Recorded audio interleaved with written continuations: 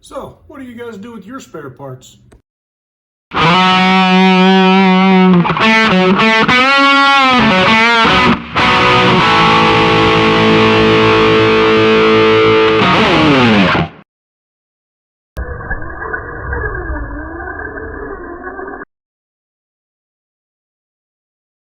Welcome back, guys. This is what happens when I end up with a huge pile of parts and a whole bunch of time on my hands.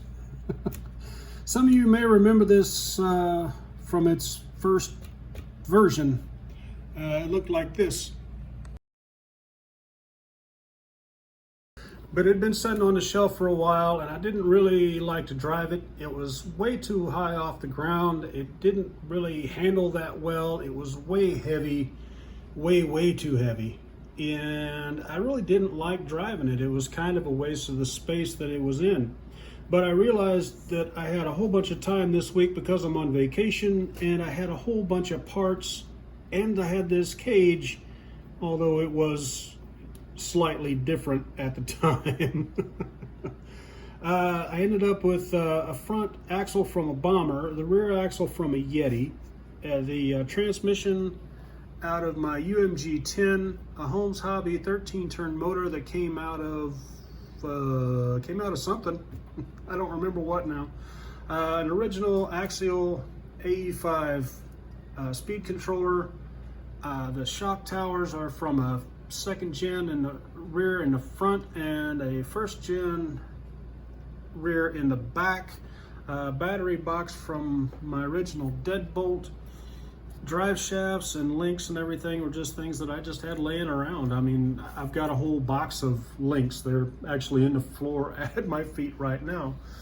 But I took this thing and I decided, you know what, I'm going to strip it down and rebuild it and put everything back together. And it actually turned out pretty well. I mean, originally I had to cut the frame here and lay the windshield down. I think I cut 10 millimeters out of that top bar just to lay it back. Might have been closer to 30 millimeters. I'd have to go back and watch the video to figure out exactly what that was. The shocks came on a parts Yeti that I got a couple of months back, and they've just been laying around, and they are actually reversed. You can see I've got the fronts and the rear because I just doesn't need to move as much. Really everything on this, I didn't buy a single part to build this. This was all stuff I had laying around. Some of you might recognize this as the mount the Yeti cage on a first generation SXC10. I mean, it really is all just used parts that I had laying around, and it came out looking, if I do say so myself, pretty damn good. You will need to do just a little bit of modification if you decide to put the kit style transmission in this, mostly because the output shaft on the transmission there actually interferes with that crossbar. You'll just have to bend it up out of the way, but once you do, there's enough clearance in there that you don't have to worry about it. The only two bolts on this transmission in are these two right here. The top of the transmission is actually held in by the cage, and it hasn't given me any problems yet, and I've been running it for about 3 days just to beat this thing to make sure that I didn't miss anything. Oh, the sliders, of course, you recognize those. Those are SXC10 first gen as well. The tires came off of the SXC10 because they're too wide to really look good on anything else. And the lights, of course, this one cheap set of lights was laying around as well. Anyway, let me show you what this thing does outside.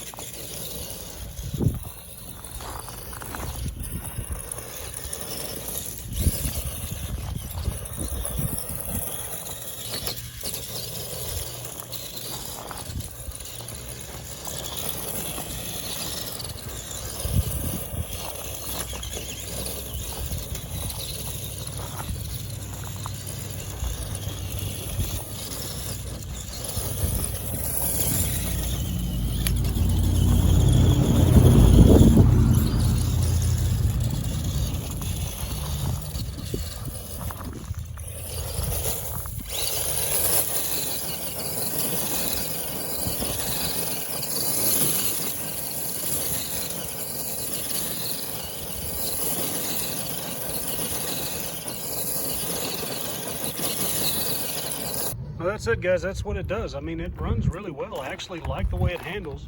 It skips across the rocks pretty well. Still got some work to do. Right now, the only battery I've got that fits it is this gigantic 3S, and it's actually in a Wraith battery holder for the old original 2.2 Wraith. I haven't tried this one with the 2.2s on it yet. It'll probably be a little better, but that's just what we got. Thanks for watching, guys. I hope you enjoyed it. I hope you learned a little something. If you got any questions, let me know.